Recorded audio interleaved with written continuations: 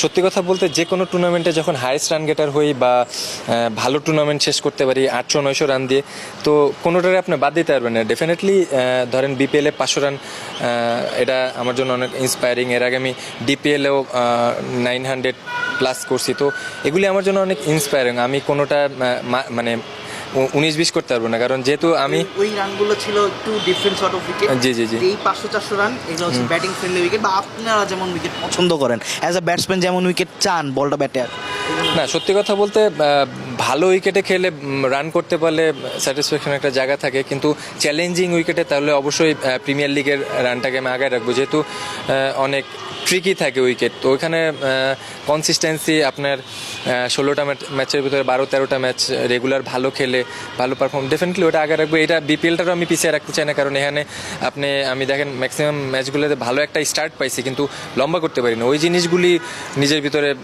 চেষ্টা ছিল যে কীভাবে 30-রে 70-80 নেওয়া যায়, কারণ টপ অর্ডার ব্যাটসম্যান আপনি যখন 70-80 টিমকে দিতে পারবেন, ডেফিনেটলি আপনার টিমের উইনিং পার্সেন্টেজ অনেক বেড়ে যায়। তো ওই জিনিসগুলি নিজের ভিতরে আয়ত্ত করার চেষ্টা করছি। ওইভাবে পার্টিকুলার যদি চিন্তা করেন, আমি দুইটাকে আগে রাখবো, স্পেসিফিক আলাদা করতে পারবো না।